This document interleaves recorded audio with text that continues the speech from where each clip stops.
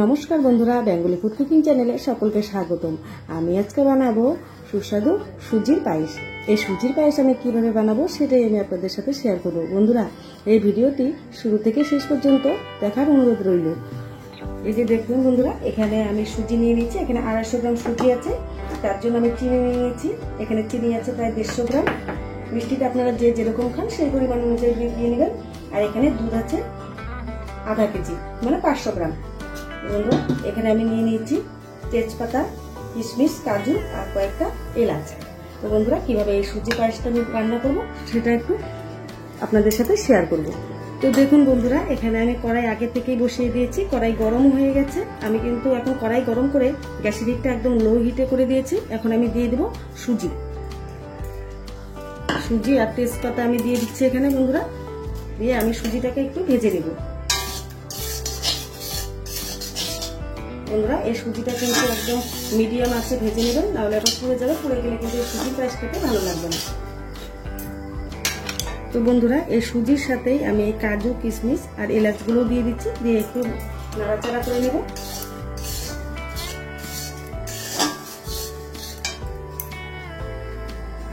তো দেখুন বন্ধুরা, সুজিটা আমি একটু হালকা করে ভেজে নিয়েছি।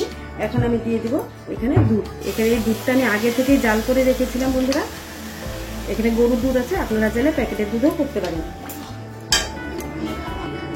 তো দেখুন বন্ধুরা, দুধ দিয়ে দিয়েছি। সেই বাটিটা আমি দুধের বাটিটা থেকে একটু অল্প একটু জল দিয়ে দিলাম। সামান্য পরিমাণ জল দিয়েছি, বেশি জল দিইনি। এখন আমি এই সুজিটাকে ভালো করে একটু সেদ্ধ করে নেব। দেখুন বন্ধুরা, সুজিটা কিন্তু এগুলো ফুটছে, সেদ্ধ হয়ে গেছে।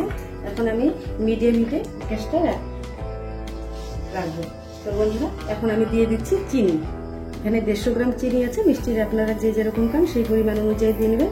এখন আমি এই চিনিটা দিয়ে নাড়াচাড়া করে নেব যতক্ষণ না চিনি আর সুজিটা ভালো সেদ্ধ হচ্ছে, চিনি গলে গেছে, ততক্ষণ আমি এইভাবে জাল দিতে থাকবো। তো বন্ধুরা, এই ভিডিওটি যদি আপনাদের ভালো লেগে থাকে অবশ্যই একটা লাইক করবেন, শেয়ার করবেন আর সাবস্ক্রাইব করবেন। এই সুজি পায়েস খেতে ভীষণ ভালো লাগে। এরকম একবার হলো বাড়িতে বানিয়ে খাবেন, দেখবেন বাচ্চা থেকে বড়রা সবাই খুব পছন্দ করে খেতে। তো দেখুন বন্ধুরা, চিনি ভালো গলে গেছে। এখন আমি একটা পাত্রে নামিয়ে নিব। গ্যাসটা আমি অফ করে দিচ্ছি। সুজির পায়েস তৈরি হয়ে গেছে। বন্ধুরা, আবারও বলছি, এইভাবে কিন্তু সুজির পায়েস অবশ্যই বাড়িতে বানিয়ে খাবেন, দেখবেন খুব ভালো লাগবে। আর ভালো লাগলে অবশ্যই একটা লাইক করবেন, শেয়ার করবেন আর সাবস্ক্রাইব করবেন। তো বন্ধুরা, আমি গ্যাস অফ করে দিয়েছি। এখন আমি একটা পাত্রে নামিয়ে নিচ্ছি। Thank you for watching this video.